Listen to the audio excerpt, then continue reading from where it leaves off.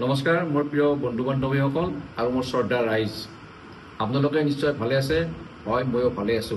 আজি মই আপোনালোকক ফুড পয়জনিং সম্পৰ্কে বা খাদ্যত বিষক্ৰিয়া সম্পৰ্কে এটা সৰু কাহিনীৰ মাজেদি ক'বলৈ ওলাইছো কিছু বছৰ আগতে কামৰূপ জিলাৰ অন্তৰ্গত গুৱাহাটীৰ পৰা 40 কিলোমিটাৰ দূৰত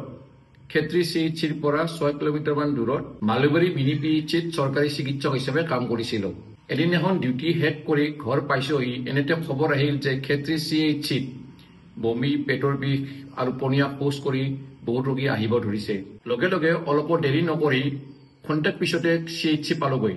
গৈ তাত দেখিলো হয় এনেকুৱা বহুত ৰোগী আহিছে আৰু চিএইচিৰ ডক্টৰে ইমিডিয়েট ট্ৰিটমেণ্ট আৰম্ভ কৰিছে ময়ো সহযোগ কৰিলো আৰু গম পালো যে ওচৰৰে গাঁও এখনত বুটমুগৰ প্ৰসাদ খাই এনেকুৱা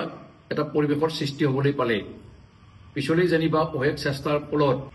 পৰিস্থিতি নিয়ন্ত্ৰণলৈ আহিল আমাৰ সমাজত এনেকুৱা ঘটনা চাগে আপোনালোকে বিভিন্ন সংবাদ পত্ৰৰ যোগে সচৰাচৰ শুনিবলৈ পায় আমাৰ সমাজত পূৰ্বপুৰুষসকলৰ পৰা আৰম্ভ কৰি আজিলৈকে কিছুমান ৰীতি নীতিৰ মাজেৰে কিছুমান সামাজিক অনুষ্ঠান পতা হয় তাৰে ভিতৰত প্ৰধানকৈ বিয়া বাৰু বা ধৰ্মীয় অনুষ্ঠানসমূহত খাদ্যত বিষক্ৰিয়া হৈ এনেকুৱা ধৰণৰ পৰিস্থিতিৰ সৃষ্টি হয় আজি এই খাদ্যত বিষক্ৰিয়া সম্পৰ্কে ক'বলৈ ওলাইছো খাদ্যত বিষক্ৰিয়া বা ফুড পয়জনিং কিছুমান বেক্টেৰিয়া ভাইৰাছ ফাংগি পেৰাচাইট আৰু কেমিকেলৰ দ্বাৰাই সংক্ৰমিত খাদ্য বা পানী সেৱন কৰাৰ ফলত নাইবা লেতেৰা হাতেৰে যদি খোৱা যায় তেতিয়া আমাৰ পাচন তন্ত্ৰত সংক্ৰমিত খাদ্যবোৰত বিষক্ৰিয়া ঘটি ফুড পয়জনিং হয় আৰু তাকে আমি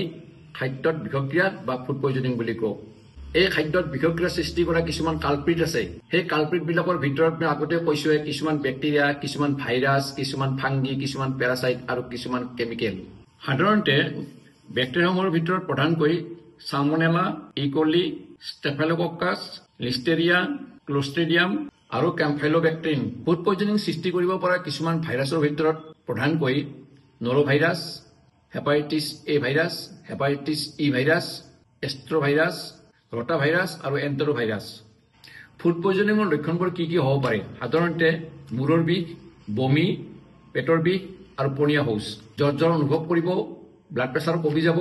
ডিহাইড্ৰেশ্যন হ'ব অতিপাত ঘাম ওলাব আৰু অধিক দুৰ্বল হৈ পৰিব ফুড পয়জনিঙৰ লক্ষণবোৰ দেখা দিয়াৰ সময় বিভিন্ন বেক্টেৰিয়া ভাইৰাছ পেৰাচাইট বা ফাংগি বা কেমিকেলৰ সংক্ৰমণ কৰা খাদ্যৰ ওপৰত ভিত্তি কৰি বেলেগ বেলেগ হ'ব পাৰে কিছুমান একদিনৰ ভিতৰত হ'ব পাৰে কিছুমান এসপ্তাহৰ ভিতৰত হ'ব পাৰে কিছুমান একদিনৰ পৰা 3 সপ্তাহৰ ভিতৰত হ'ব পাৰে এতিয়া আমি এই ফুড পয়জনিংটো কেনেকৈ প্ৰতিৰোধ কৰিব পাৰিম হাত দুখন পৰিষ্কাৰ কৰি বিজ্ঞানসন্মতভাৱে খাদ্য বনাব লাগে পৰিষ্কাৰ পানী ব্যৱহাৰ কৰিব লাগে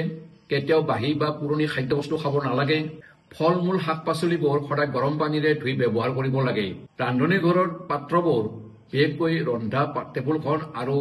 ভাত খোৱা টেবুলখন পৰিষ্কাৰ কৰি ৰাখিব লাগে মাংস সদায় ভালকৈ সিজাই খাব লাগে অতিৰিক্ত খাদ্যবস্তুবোৰ সংৰক্ষণ কৰোঁতে বেক্টেৰিয়া আৰু ভাইৰাছৰ পৰা মুক্ত হৈ ৰাখিবৰ কাৰণে ভালকৈ ফ্ৰিজত ৰাখিব লাগে ফুড পয়জনিং হ'লে কিছুমান খাদ্য পৰিহাৰ কৰিব লাগে বেছি চৰ্বিযুক্ত খাদ্য খাব নালাগে বেছি ভজা বস্তু খাব নালাগে চেনি দিয়া খাদ্যবস্তু খাব নালাগে মদ খাব নালাগে টেঙা গাখীৰ আদি খাব নালাগে খাদ্যত বিষক্ৰিয়া হ'লে সাধাৰণতে কি কি খাব লাগে আদা মৌ ভিটামিন চি ইলেক্ট্ৰ পাউডাৰ খাদ্যত বিষক্ৰিয়া বা ফুড পয়জনিঙৰ চিকিৎসা সাধাৰণতে কি হ'ব পাৰে সাধাৰণতে চিকিৎসা বুলি ক'লে ফুড পয়জনিঙৰ লক্ষণবোৰ নিয়ন্ত্ৰণ কৰিব পাৰিলে আৰোগ্য লাভ কৰিব পাৰি কিয়নো বেছিভাগ খাদ্য বিষক্ৰিয়াই জটিল নহয় সেই হেতুকে বৰ বেছি চিকিৎসাৰ প্ৰয়োজন নাথাকে ফুড পয়জনিং বেছি হ'লে ডিহাইড্ৰেশ্যন হয় সেইবাবে ৰিহাইড্ৰেশ্যনৰ কাৰণে প্ৰচুৰ পৰিমাণে পানী সেৱন কৰিব লাগে আপোনালোকে এটা কাম কৰিব পাৰে ফুড পয়জনিঙৰ সময়ত যেহেতু প্ৰচুৰ পৰিমাণে ডিহাইড্ৰেশ্যন হয় সেইকাৰণে পানীৰ সমতা ৰাখিবৰ বাবে আপোনালোকে 1 গিলাচ পানীত অলপমান নিমখ আৰু অলপমান চেনি আৰু কিছু ফল মূলৰ ৰস মিহলাই প্ৰচুৰ পৰিমাণে খাব দিব পাৰে প্ৰিয় বন্ধু বান্ধৱীসকল শেষত মই আপোনালোকক এটা কথা ক'ব বিচাৰিছো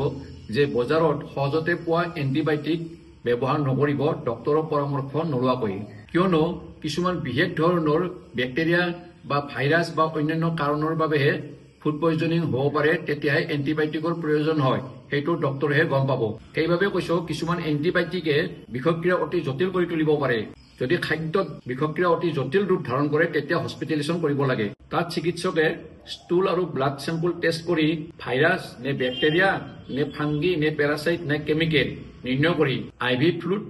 আৰু লগতে যদি দৰকাৰ হয় এণ্টিবায়'টিক্স দি ইয়াক নিৰাময় কৰিব পাৰে এইখিনিতে আৰু এটা কথা আপোনালোকক কৈ থওঁ যে ফুড পয়জনিংটো সকলো সময়তে হয় যদিও গ্ৰীষ্মকালত ইয়াৰ প্ৰকোপটো অলপ বেছি হয়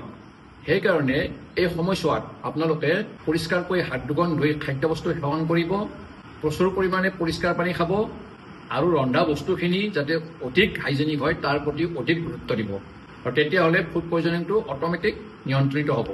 আজিৰ ভিডিঅ'টো ইমানেই আছিল। আজিৰ ভিডিঅ'টোৰ পৰা আপোনালোকে নিশ্চয় ফুড পয়জনিঙৰ সম্পৰ্কে কিছুমান নজনা তথ্য জানিবলৈ সক্ষম হ'ল আৰু এইটোৱে আপোনালোকক বহুত উপকৃত কৰিব বুলি মই আশা কৰিলোঁ। ধন্যবাদ।